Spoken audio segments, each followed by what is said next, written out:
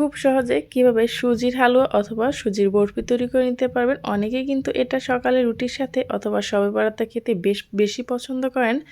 আর কিভাবে পারফেক্টভাবে তৈরি করতে পারবেন সেটাই আপনাদের মাঝে শেয়ার করব। আসসালামু আলাইকুম সুপ্রিয় দর্শক, কেমন আছেন সবাই? আশা করি সবাই অনেক ভালো আছেন এবং সুস্থ আছেন।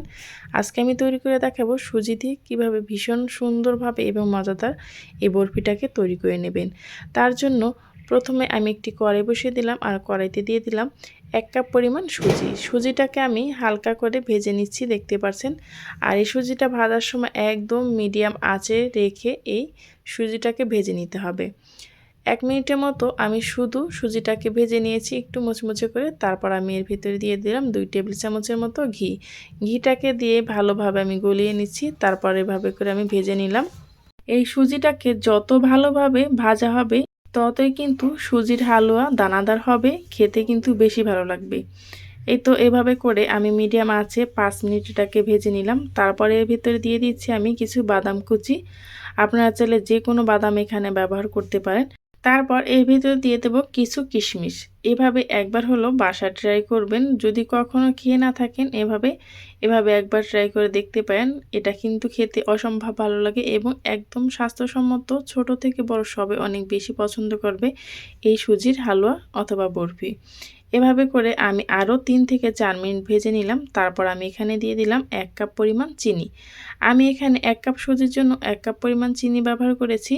এখানে কিন্তু চিনিটা আপনাদের টেস্ট মতো দিতে পারেন, কমিয়ে কিংবা বাড়িয়ে। তারপর আমি এখানে দিয়ে দেব অল্প অল্প করে পানি। এখানে পানি দিয়ে আমি এটাকে তৈরি করে নিয়েছি। আপনারা চাইলে কিন্তু এখানে লিকুইড দুধও ব্যবহার করতে পারেন। এভাবে করে আমি পানিটাকে দিয়ে ভালোভাবে নেড়েচেড়ে একটু মিশিয়ে নিচ্ছি। আর পানিটা দেওয়ার পরে কিন্তু এটাকে ভালোভাবে নেড়েচেড়ে মিশিয়ে নিতে হবে, তা না হলে কিন্তু আবার দলা পাকিয়ে যাবে। আর যদি এটা দলা পাকিয়ে যায় তাহলে কিন্তু এটা খেতে ভালো লাগবে না, ভিতরে দানা দানা থাকবে। এই তো এভাবে করে আমি কিন্তু নেড়েচেড়ে নিচ্ছি। যেহেতু এখানে চিনি ব্যবহার করেছি, পানিটা কিন্তু অনেকটাই ছেড়ে দেবে। একদম লো হিটে রেখে এটাকে এখন রান্না করে নিতে হবে। যখন আপনি চিনি এবং পানিটা দিয়ে দেবেন তখন কিন্তু আর হাই হিটে রাখা যাবে না। তখন একদম লো হিটে রেখে এটাকে যতক্ষণ না পর্যন্ত এরকম আঠালো হয়ে আসবে ততক্ষণ পর্যন্ত কিন্তু এভাবে করে আপনি মিডিয়াম আঁচে রেখে এটাকে রান্না করে নেবেন। এখন আমি এটাকে একটা কুকি কাটারের সাহায্যে একটা ডিজাইন করে নিচ্ছি। আপনারা কিন্তু চাইলে একদম একটা বড় প্লেটে অথবা বাটিতে সার্ভ করে এটাকে ছুরি দিয়ে আপনাদের পছন্দ মতো কেটে নিতে পারেন। আমি এটাকে কুকি কাটার দিয়ে এভাবে ডিজাইন করে নিচ্ছি। আর দেখতে পাচ্ছেন খুব সহজে কিন্তু একটা ডিজাইন হয়ে গেল। আর এটা কোনো তেল মাখার কোনো প্রয়োজন নেই, এভাবে করে তৈরি করে নিতে পারেন খুব সহজে। এই তো এভাবে করে আমি ছোট্ট ছোট্ট করে নিচ্ছি। আর এই কাজটা কিন্তু গরম অবস্থায় করতে হবে, ঠান্ডা হয়ে গেলে কিন্তু এটা হবে না, তাহলে কিন্তু অনেকটাই শক্ত হয়ে যাবে, তখন কিন্তু আর কোনো ডিজাইন হবে না। এই তো এভাবে করে আমি সবগুলো তৈরি করে নিলাম। এটা কিন্তু আপনারা অতিথি আপ্যায়নেও কিন্তু এই ডেজার্ট হিসেবে এই হালুয়াটা রাখতে পারেন।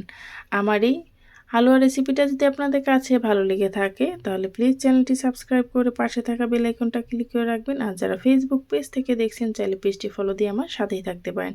এই তো এভাবে করে আমি সবগুলো তৈরি করে নিয়েছি। আর দেখতে পাচ্ছেন কতটা সুন্দর আর কতটা সহজভাবেই কিন্তু এই হালুয়াটা তৈরি করা যায়।